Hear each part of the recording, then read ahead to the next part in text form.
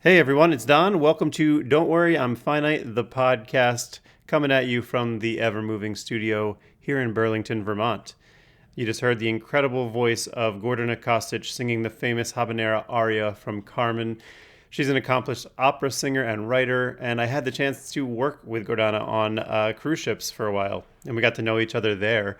But our conversation today for the podcast was very inspiring for me. We talked about the benefit of having people who support you and foster your artistic dreams, the resilience it takes to be successful in music, and the hurdles and barriers you have to overcome to break out of those boxes we're told we should stay in. We also talked about our experiences traveling and enjoying the perks of our jobs. And if you want to keep updated on all of what I have going on, please go subscribe to my Substack at don'tworryimfinite.substack.com. My latest article is about how we can build real communities in online spaces and social media. So please go check that out.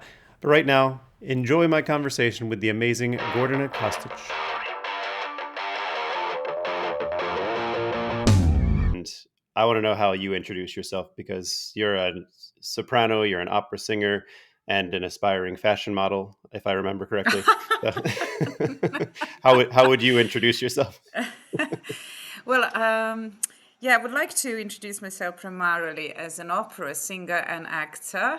I do write as well, and I might even like to talk about that a bit. Sure. And my name can be pronounced in many different ways, and I quite like that.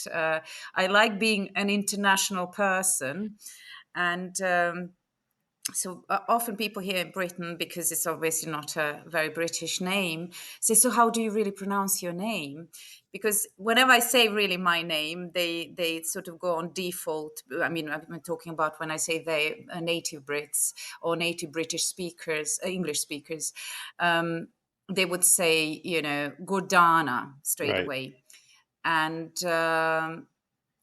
the real pronunciation is Gordana, so the stress is on the first syllable, but people Okay. find it difficult. And also now, as being Serbian, I'm British as well. So I'm proud to be British citizen as well as Hungarian.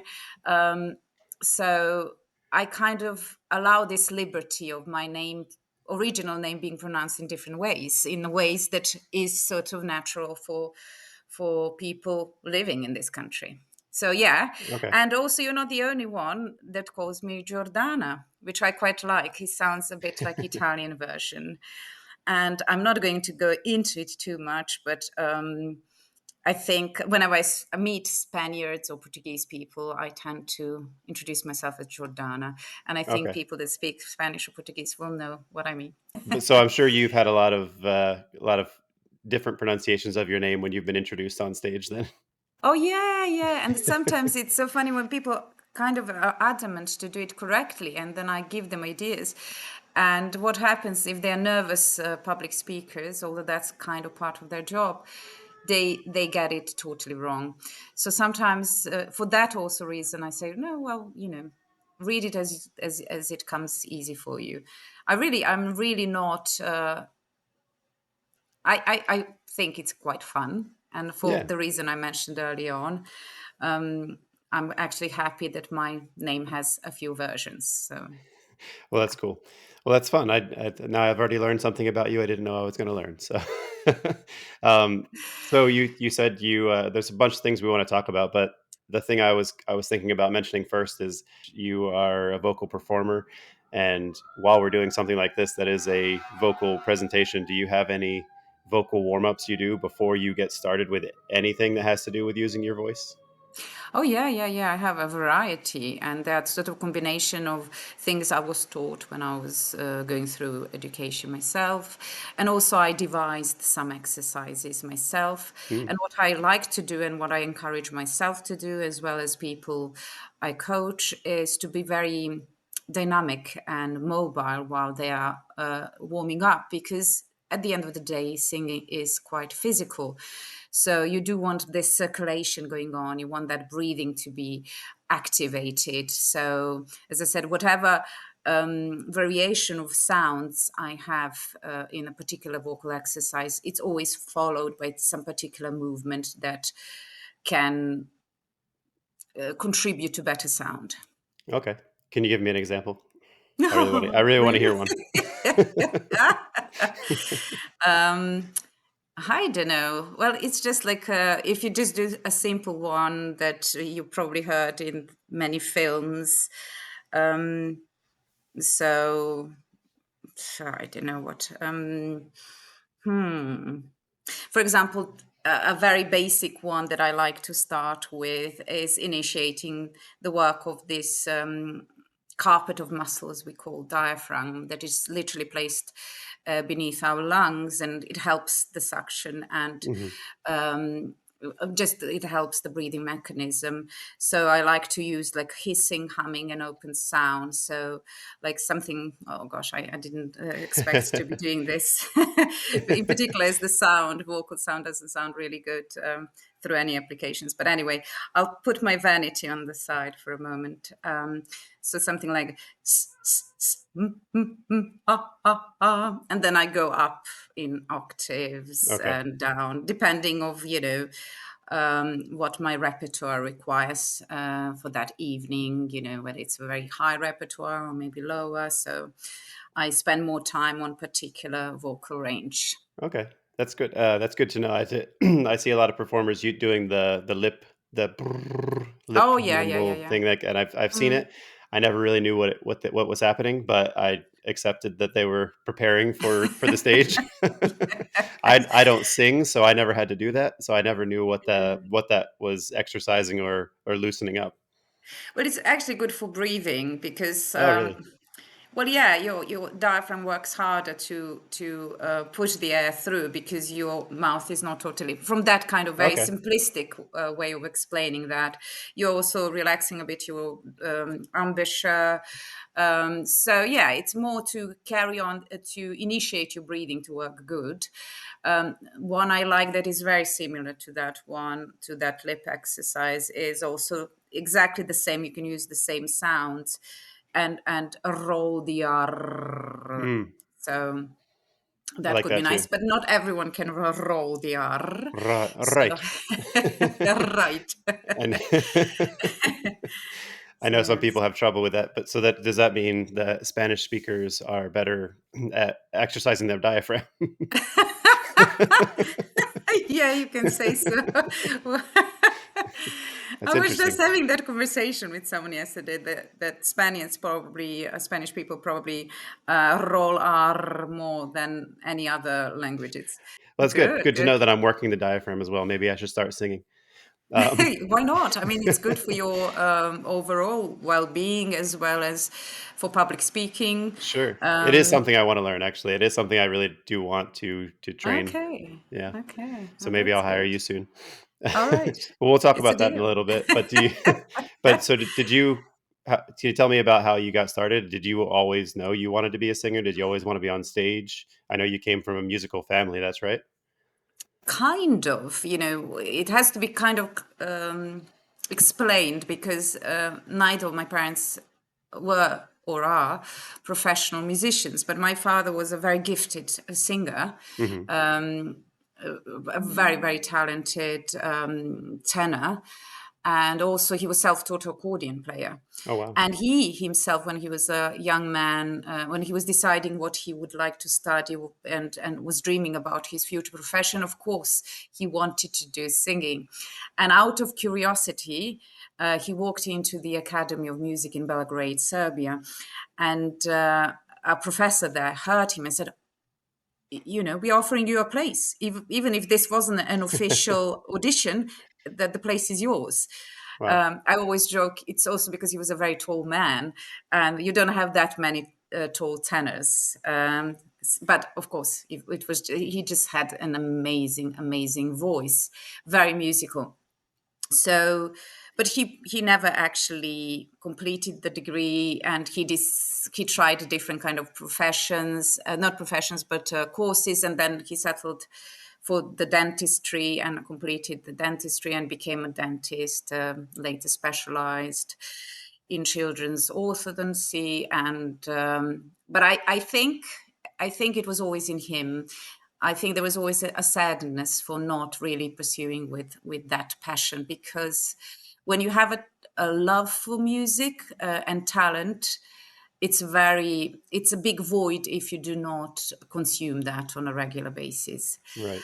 And so when I was old enough to say I want to do that, he never stopped me, because he kind of understood the passion, where the passion came from. And actually, in my shows, I usually speak about this little life story. I don't know whether you remember, um, that I was about 7.5 years old, and I just started with the school, and we were supposed to write an essay about our aspirations in life. I mean, I never understand why teachers do that with little kids. But anyhow, I knew what I wanted to do. I knew what I wanted to be. So I've written in my essay that I want to become a singer. And my father, being a man of reputation in our sort of small municipality, got a phone call from my teacher, and she was like, "Oh, maybe you should talk to Gordana, blah blah blah. Maybe this is not really. Maybe it's now the time to direct her into to think about different professional paths." And of course, my father couldn't stop laughing, and he told us this whole story. And it was just an anecdote that was kind of following us for the rest of the my childhood, really. And but he did understand why I said that. He knew, he recognized the passion for singing in me, and because he had that as well. And I always, as a kid, I always used to sing, wherever I would go. I used to bore my classmates between the breaks. I would always sing. At home, I was always sing. My neighbors would hear me sing.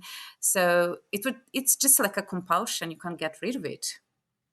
It's pretty rare for someone at that age to say, "This is what I want to do," and then you end up being able to do it in the future. But I think a lot of that probably has to do with being talked out of it, like that teacher was trying to do to you, to tell you, "Well, this is not a practical way to make a living. You can't do this." Yeah. You're even to the fact to the point of calling your parents to say, Yeah. "You need to talk her out of this. Did you hear what she's thinking about?"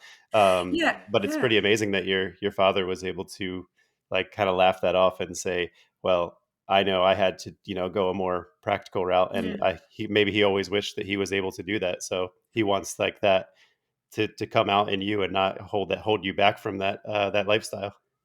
Yes, and actually, he didn't get the support from his father. Um, family, his parents were farmers, and of course, his father was hoping that once he finishes with his studies, he will return home and continue. And that wasn't in my father's future plans. And I think for that reason as well, he did not want to be his own father. He didn't want to control me or stop me. But there was some sort of I didn't really start learning music from that young age, unfortunately. There was some misunderstanding there. But I was 16 when I had this opportunity to audition for the special music school. And I was already doing majors in maths and science, and I was accepted. And yeah, and I knew that this is it. Although I was doing two different courses, and they were all very, very demanding, I knew that actually my future will be really music already Hmm. then. So Well, that's got to be really formative to have kind of that push and pull, though, between not only your parent who's telling you you can do what you want, but surely teachers who say, we know better. You need to Mm. go in a different route. But then you're also probably grappling with your own thoughts of, well, should I get a degree in something else, even though I know I want to go elsewhere? So what did you learn from that experience? Did you, any advice you can give from going through that? Yeah, well, it's very different. I think it's I think you can't give any advice because our lives are so different. And I think also people's interests change. It all depends how connected you are emotionally to that. I think that's it. To me, it was like somebody saying, "Oh, you need to get rid of part of your body." So that's almost like, I'm so connected to my voice and to this Right. passion that it seems impossible to live without it. And so I can't say to people, unless they can, these words resonate to them. I can't tell them, oh, do that or behave this or do that. I mean, I think it's a bit unfair to expect that my experience would work for them. And I know that from my own life as well, and going through the education, starting with the career, how we were all basically put in particular boxes that you do this, you achieve that, then you apply for this, you apply for that, and these are the routes you have to follow. And then if you don't achieve that, then you're not meant to be, or blah blah blah. So I mean, I know I'm trying to simplify some very very complex process, but why am I mentioning this? I remember being told these ways and trying to follow them because I was told that this is how you need to. This is the way you need to go in order to achieve particular things, but it's not true. You find your own way, and you find the things that work for you. You might already have some ideas of what you want and how you want these things to happen, but in the end, you see what works for you the best. And Right. you also learn what's really the truth about the whole industry, what really works there, what are really the possibilities. Many things you're not really told in advance. Right. I'm sure with the benefit of hindsight, it's a lot easier to look and say, well, it was obvious that I didn't need to do this or I should have done this. But I think living through those experiences is the only way to really understand and learn it, because we are kind of told based on our class or social status or wealth status, whatever it is, that you are in that box. You can't go here. This is not a viable path for you. And even if we're not told directly that, it feels that way sometimes.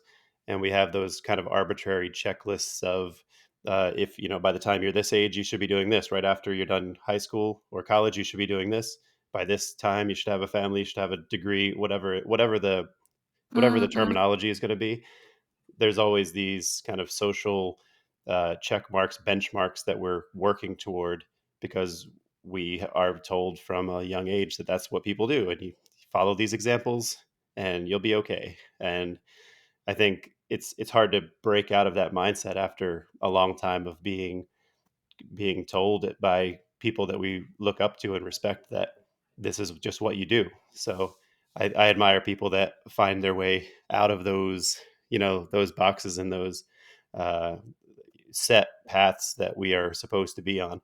And once you start taking other paths, I think you start seeing how possible it is. But you do need bravery and you do need stamina, because it doesn't always work out at first. So what are there any hurdles that you've had to jump over all along the way that all made you question your decision or question your choice at what you were working toward? I never ever questioned my choice, but there were hurdles, many hurdles. And I mean, I just have to say, well said about these kind of things. However, I think some parts, these kind of set parts expected from us, really work for some people, and they're happy to follow them and happy to create these kind of lives. But for us that pick maybe sort of more different different professions, like professions in performing arts or arts in general, where you don't have the usual patterns of jobs, like between 9 and 5, and the income can be insecure at times. Yes, you need to break free, and you need to make a lot of sacrifices. But the hurdles I had, first of all, I've changed culture.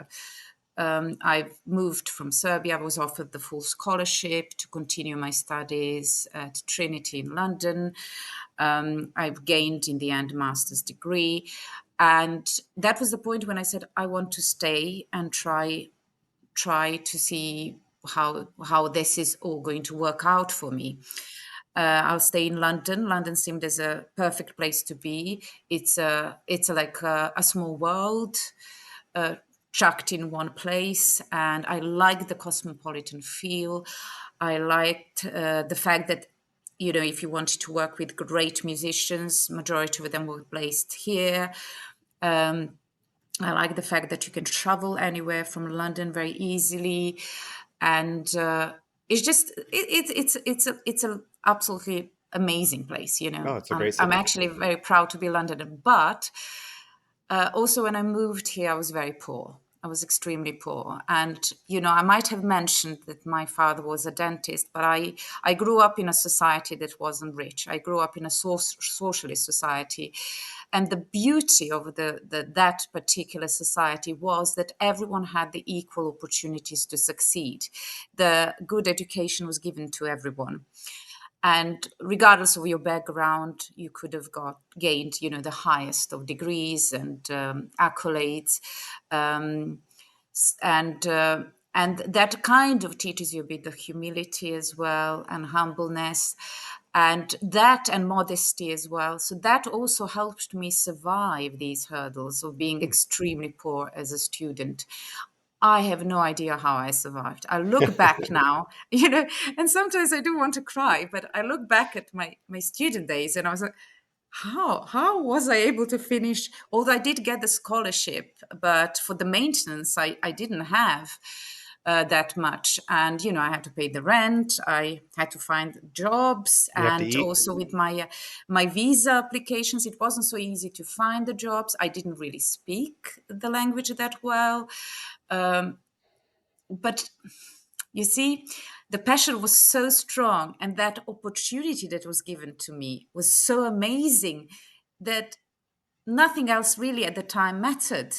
Right. And so, yeah, I suppose, the mixture of these things, being modest, being able to survive, uh, becoming very resilient, and really thinking. I think what really helps in any kind of stressful situation, what really helps is thinking the way that things will get better. So you don't allow yourself to get drowned in these emotions or difficulties. You say things will get better. Right. I have this little plan, and I will reach that with time. And also another thing that I didn't do to myself, I worked with a lot of people who said, oh, by the age of 30, I need to achieve this, this, and that. And if I don't achieve this, this, and that, I'll give up. I'm thinking, why putting any time limits? Yeah. You can't be sure. You don't know. You don't know whether these things will work for you. You can't put these limits. And anyway, what does 30 mean? Nothing. Yeah. It's just again artificially put a barrier that makes us suddenly feel. Oh, some people, it didn't make me, but feel old. So this is the thing that helped me also survive, that I did not ever put any kind of barriers, borders, limits, deadlines. I just went with not with the flow, but I was living through all these experiences, Hmm. and with an aim that things will get better. And even Right. if they didn't get straight away better, I was patient.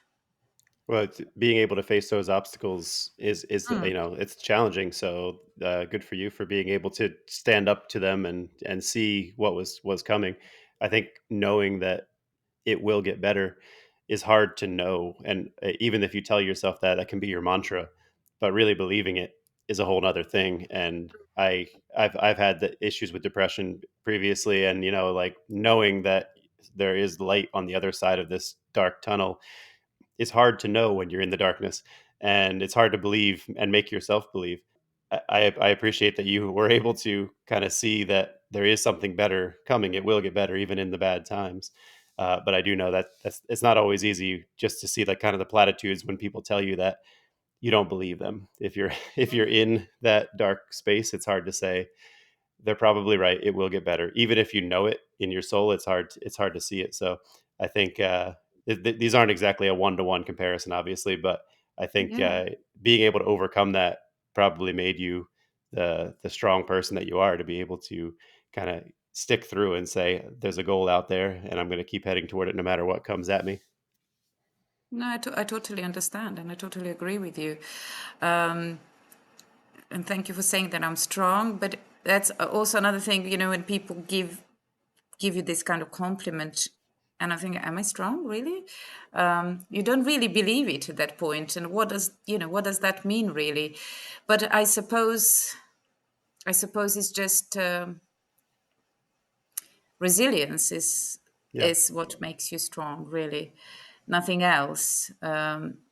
Because that makes you survive these kind of hurdles and difficulties that you have, or moments. And I think we all had these low moments in our lives, and we wouldn't be human really without them. of course. I mean, happiness is it's not that long lasting, or as long lasting as sadness can be. And just being human and knowing that our lives expire, and that we are probably going to lose our parents first before we go, and all these other things that can happen in life. Of course, you will be experiencing sadness on a regular basis, unfortunately, but that's life. And Yeah, finding to enjoy in these beautiful things, and knowing what makes you happy, and working on that, it's an art, and yeah. it's maybe sometimes difficult to find. Yeah, and I think that's something that's important to learn too, is that you can't find happiness and just have happiness forever. There will always be the ups and the downs, the happy and the sad, dark and light, Yeah. and that that comparison is what makes it all Yeah. worthwhile. And getting through the dark times makes the next part even more exciting. A couple things you said actually reminded me that the perception of being an artist or working on a ship, as we often do, versus the reality of it. The perception Mm. of being an artist, it must be so amazing, so easy.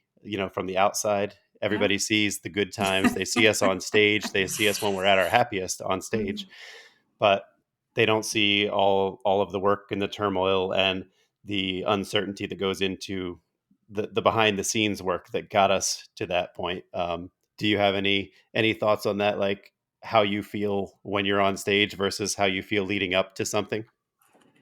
Well, no, you're absolutely right. I mean, being a performer, in particular coming from a classical background, classical music background, you spend years and years perfecting your instrument, learning all this amazingly difficult repertoire.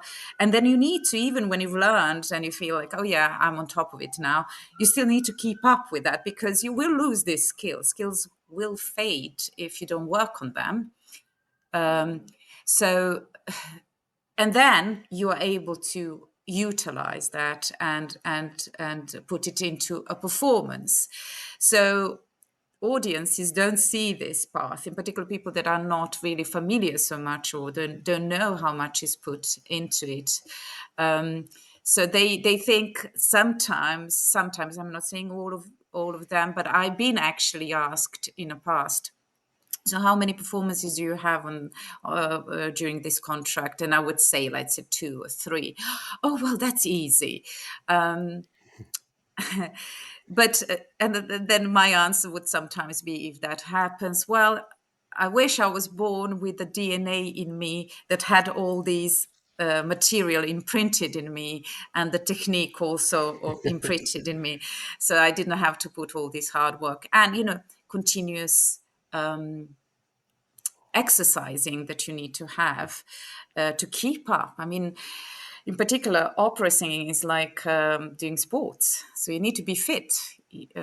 Otherwise, you lose your support for the high notes, for your projection, etc., etc. So yeah, it's keeping with that, constantly facing particular challenges that each contract can bring you. You might travel abroad to a completely different time zone, which can affect your sleep. It can affect your biorhythm, and therefore it can show on your face, on your voice, as well as traveling long hours on the plane can dry out your vocal cords. Then maybe having sort of a last minute gig where you don't have enough time to eat 3 hours before your performance, if that's your schedule, if that's something that works for you, or you might have to be sociable with people around and maybe eat too much before your performance. I'm just, giving silly examples Right, here, of course. but I'm just saying that it's useful to be flexible, but you can only be flexible if you're put through these kind of situations where you tested yourself and you proved yourself that you can do your contract well even under these difficult circumstances. But yes, so basically just working constantly on the repertoire, even the one that you know that well, keeping it Hmm. alive and active, and also working on the new things, always challenging your brain with the new stuff. Right. Yeah, actually, I mean, and some of the stuff you said reminded me of what it's like being a photographer as well, which is what I'm not sure if you knew, but that's what I did before. I was a wedding photographer, a sports photographer, kind of anything that would pay photographer freelance, and I had that conversation quite a few times about the pricing, especially when it came to weddings. Is people think it's overpriced, but they don't realize that you're not paying me for the hours that I'm there. You're paying me for the years that I put into learning the skills to make sure that I'm going to get the moments that you want me to capture the one time they're going to happen. And if you want to hire somebody that doesn't have those skills for because they charge less, you're going to get what you pay for. So realizing that the performer's time is not just the two times you're on stage in that week, it's the years and time you put into it leading up to that, but not only that, but the time you put into maintaining what you've learned. So I think Absolutely. that's a great way to put it. Um, Absolutely. you talked about being on.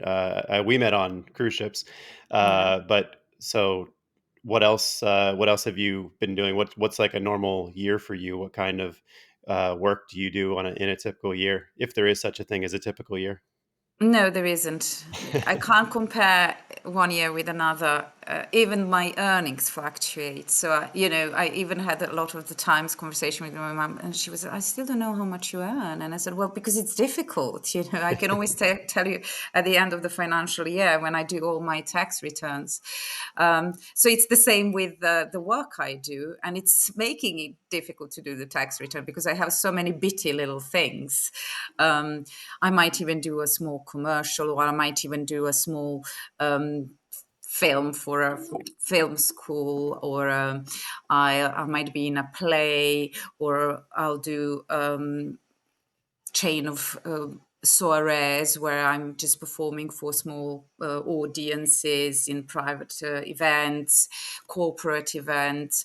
Yeah, you can be involved in operas, do sort of oratorios. So yeah, it varies. It's never fixed. It's never the same.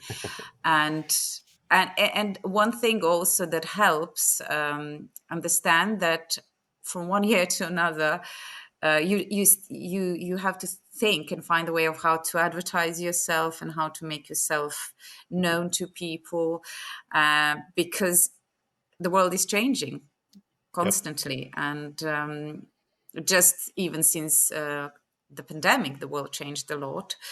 And pandemic made us realize how much it can change. And also we don't live the same way as we lived 10 years ago. And So as a performer, you always have to find a way of how to publicize yourself, really. Yeah. So yeah, I'm still learning, I'm still bettering myself, and yeah. Yeah, I mean, even the fact that we're doing this via a Yeah, video call, like this is out coming straight out of the pandemic. This is what we did exactly. during the pandemic: video calls and finding ways Yeah. to work from remote locations, which has been really helpful for a lot of things. Mhm. We're in very different places. It'd be hard to have this conversation if we if we had to wait until we coincided again. Yeah, yeah. Um, but travel is like a big part of your work, no matter what you're doing. It seems, is that a driving force behind your work? Is it a perk or is it a burden? Oh, no, no, no, no, no. I love it, actually. A lot of my colleagues don't, but I actually love it. Even if I said that I live in the most amazing city on the planet, but I'm still feeling sometimes suffocated if I'm in one place for too long. So yeah, that was always the thing that I thought was wonderful. My first tour was the tour of Spain, Catalonia. I was still a student in Belgrade, and I ended up working with a lovely early music ensemble, and they went on this tour, and I ended up being their singer. And that was the time when I was like, first of all, I fell in love with Barcelona, and I thought, wow, this is amazing. Um, and then, of course, moving the country, moving to Britain, and then other opportunities appeared. And one of my first contracts after leaving college was actually the tour of the United States. And then I fell in love with the States, of course, and that was always my dream, to have this opportunity to go to the States. And I was there for 3 months touring, seeing so many different places. And then since I've been to States again, doing long tours as well as visiting on shorter visits. Hmm. And one thing led to another, performing around Europe. I mentioned Spain, Italy, as well as France, Hungary, etc., etc. I can't even think of it. So suddenly the world appeared to be a very small place. Right. And you get addicted to it. I don't know. I did. I I did feel too. I Yeah. can't. I feel like if somebody takes this away from me, I'm going to be very sad. Yeah, I understand. I mean, and we get to go to so many incredible places because of work, and it grew for me from traveling around the country for photography to going to Australia, and then working on ships kind of opened that world up even more.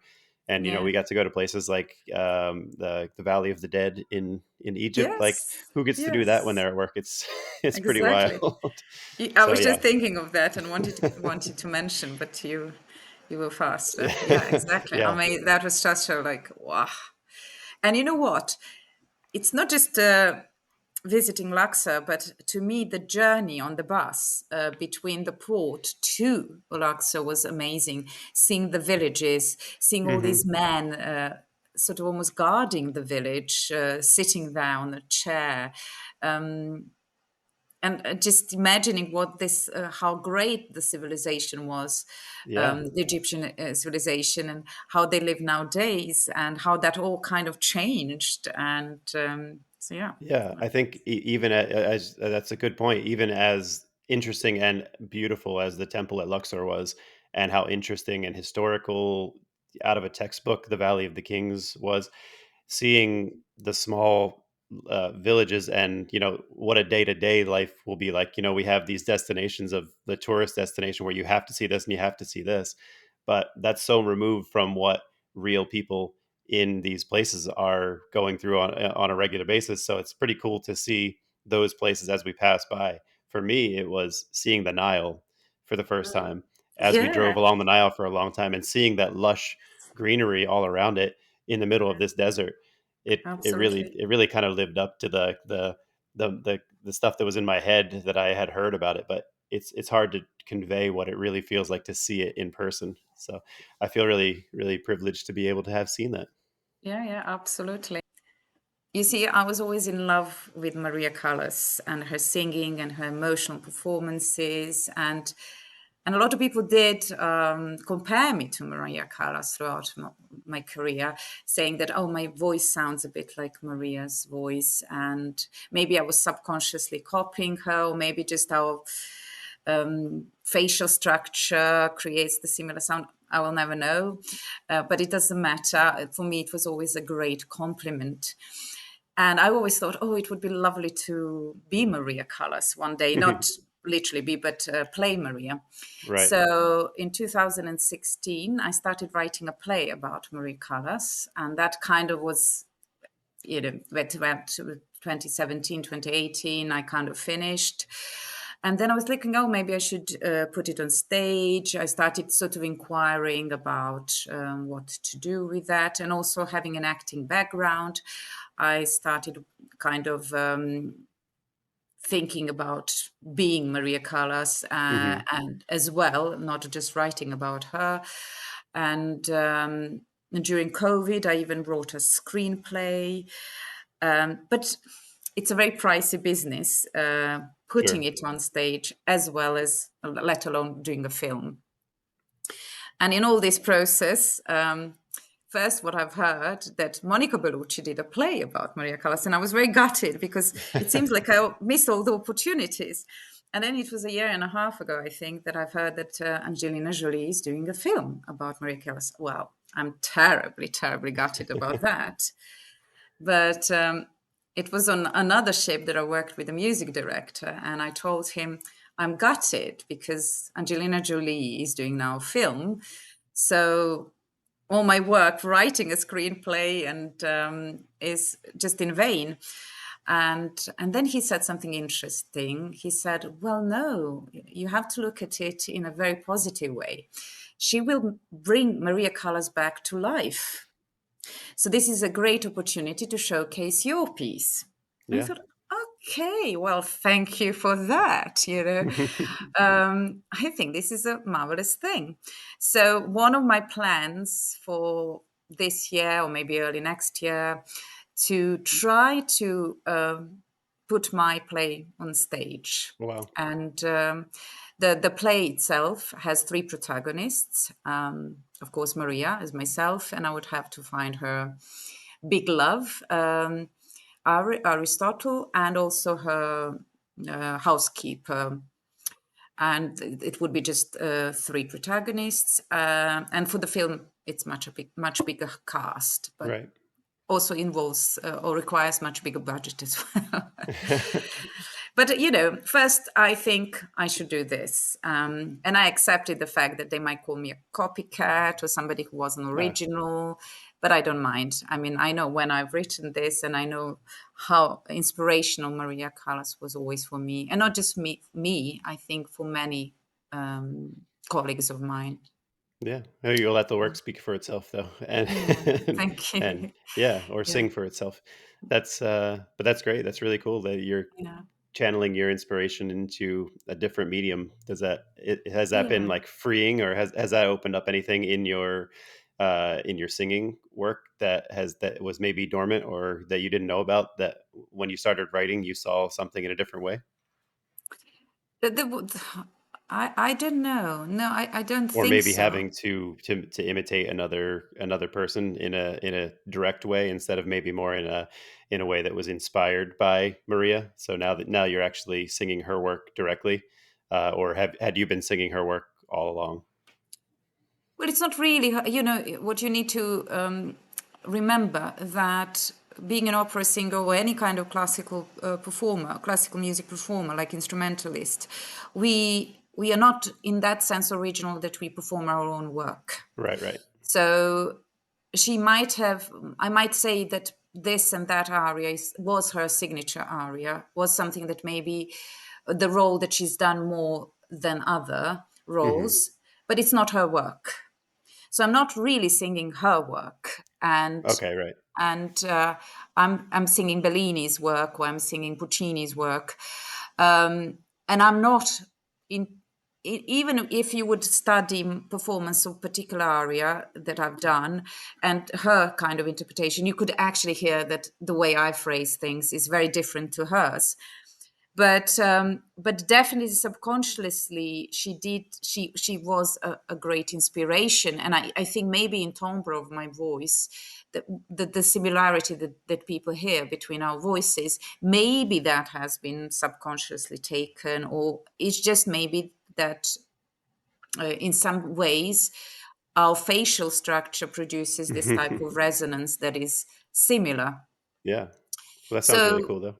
yeah, yeah.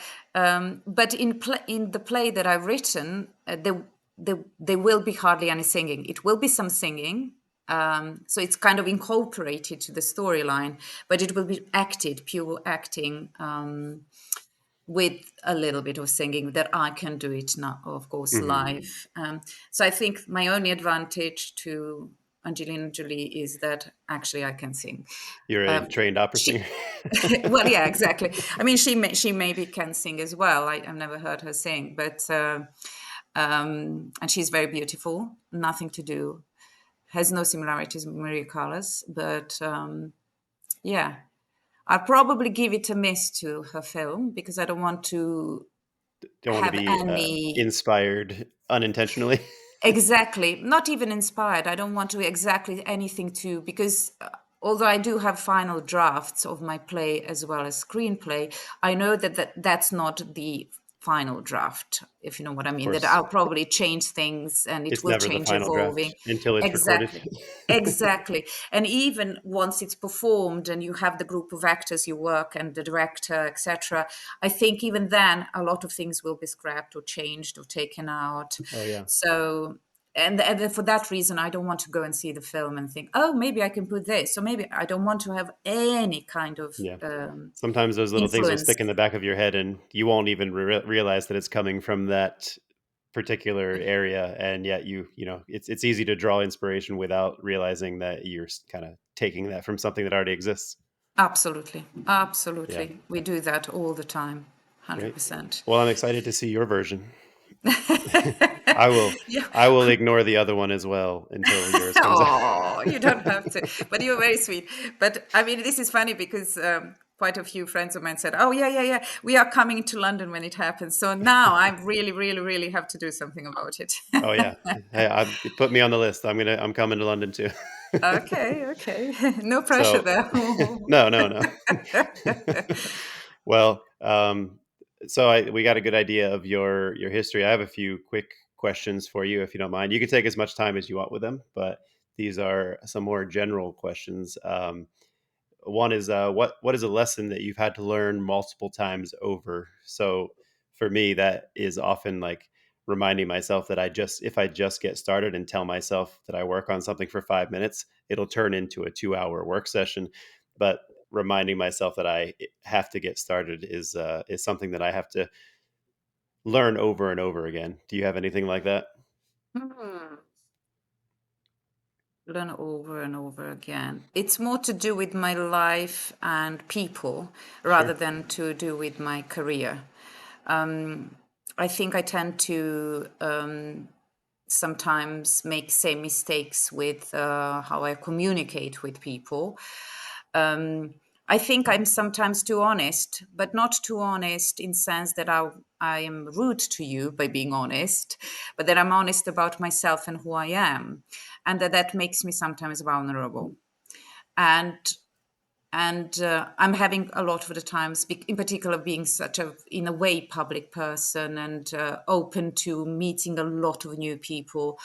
Um, that sometimes, for those reasons, by being too honest, I make myself a bit of a target to people that might use this to I their see. advantage. Okay, so just have to kind of remind yourself of that. Yeah, all the Okay. time. And sometimes I feel like I'm just not learning anything. I think we all feel that way sometimes. Um, do you have any systems that you use in your life or your work that make it easier for you? The example I usually use is like storyboarding or organization, anything like that that you have kind of made that helps you get into your workflow easier or make your day a little bit easier. Yeah, I don't have anything like that. But also, again, when you come from the classical training, classical music training, you do have to be you have to be in touch with your instrument all the time.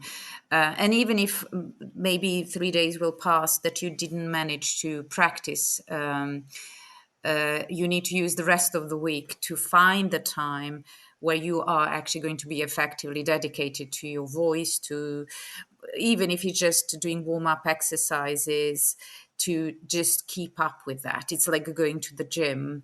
So these are the things. And you already, as I said to you earlier as well, I do have a vocal exercises that I keep repeating and applying. And I'm trying to also be creative and find new ones, or just play with sort of parts of the voice, or in a different way from what I used to do before, just to see whether that will bring some better effects. And Okay. yeah. Okay. Kind of on that note, do you do anything outside of your art form when you need to be inspired, or you just kind of got to get yourself going?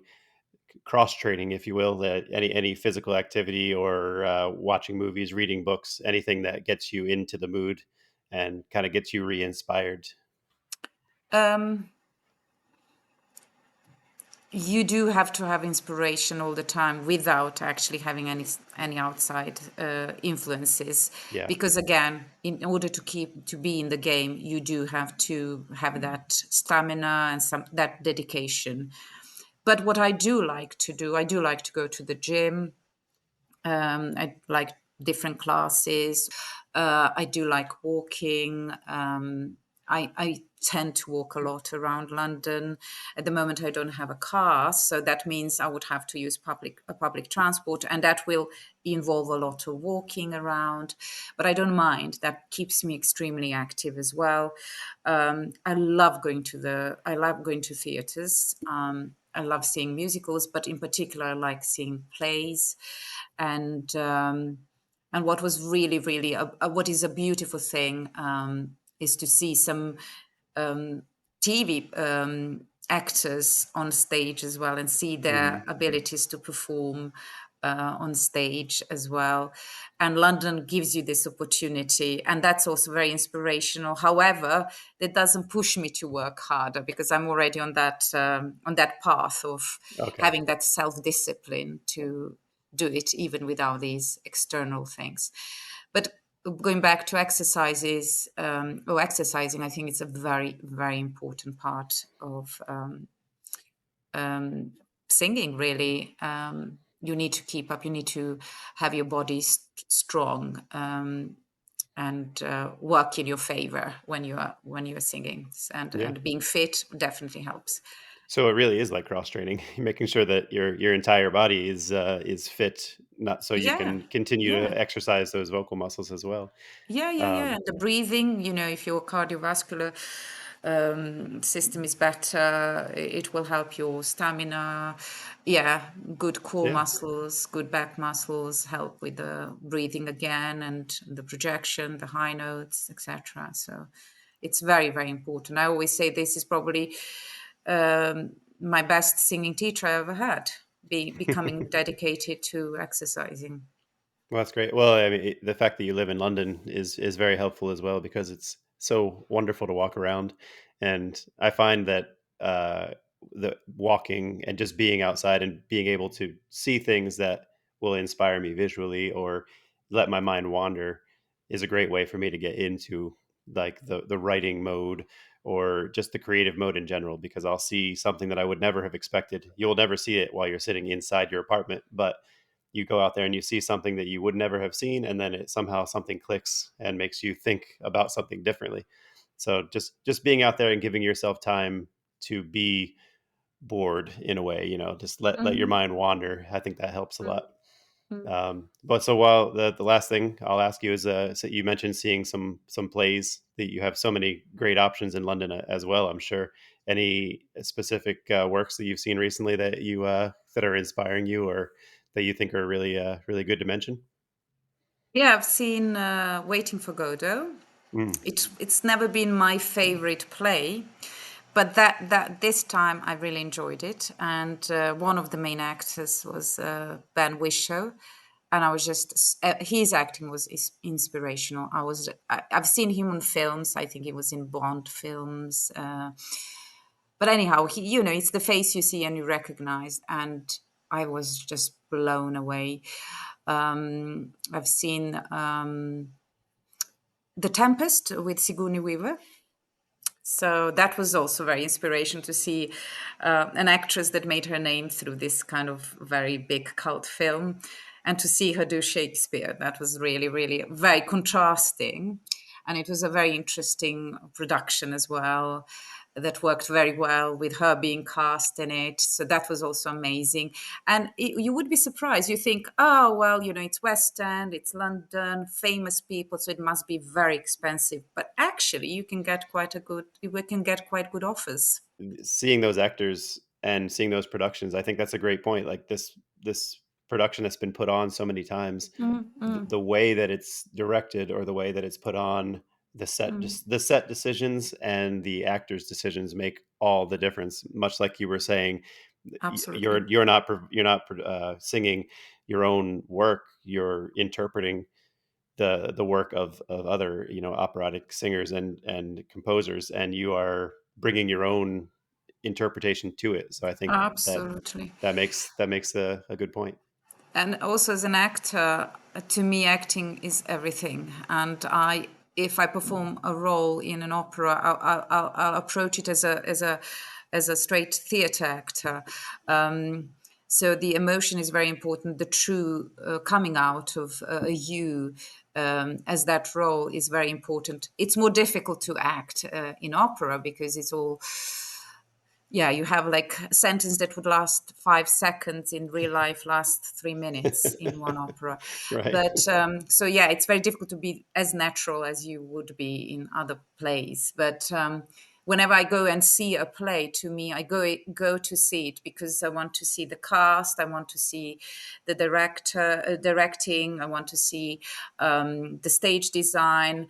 That's very important. The not so much the play, but the substance and all these elements are even more important to me than Yeah. anything else, because as I said, I knew that Waiting for Godot was not something I was the play that I necessarily enjoy that much, but I wanted to see the acting, and it just came like, to me it was so pleasing to see this play. It was almost, I don't know whether you like eating down, but it was almost like having a nice meal and being Hmm. happy with the meal you had. So that's how happy I was Yeah. with watching. It can that it can sate you in a in your soul. Yeah, exactly, exactly. Yeah, it is like a food for your soul. Yeah, it's, yeah, true, true. Yeah. So yeah, acting is everything. Yeah. Hmm. I saw a production of Our Town that stuck with me forever. Just the set decorations and the decisions they made with the darkness of the set and the lighting and the gas mask that they use. Like the image is still kind of burned into my mind, the way that was produced. And when I read that play in high school, it didn't move me at all. But seeing it performed this way made such a big impact on me. So I know Mm-mm. exactly what you mean by that. It's incredible. Yeah, true. Yeah. Yeah. Yeah, well, thank you for taking the time. Thank you for giving me some of your time twice. Where can where could people find you online? Where can we find your work? And other than your stage play that is coming soon to a Oh, well, stage in yeah, London. yeah, yeah, yeah, yeah. I'll keep you informed so you can help me with promoting it as well. Well, probably at the moment, Instagram would be the best Yeah, because it's the most accessible. I And agree. I think there is no limit on how many people I can follow or how many people can follow me. Whereas Right. I think on Facebook, which again is very much so appreciated, I think there is a limit of how many friends you can have on Facebook. They Hmm. can follow you, but also it's nice to have a connection with people. Of course. Okay, we'll put those links down in the description. But thanks again for coming on again, and thank everybody for listening. So go out there, be curious, be kind, and be creative. Thanks, Well, Gordana. thank you, Don. I mean, you make my day. Well, thank you.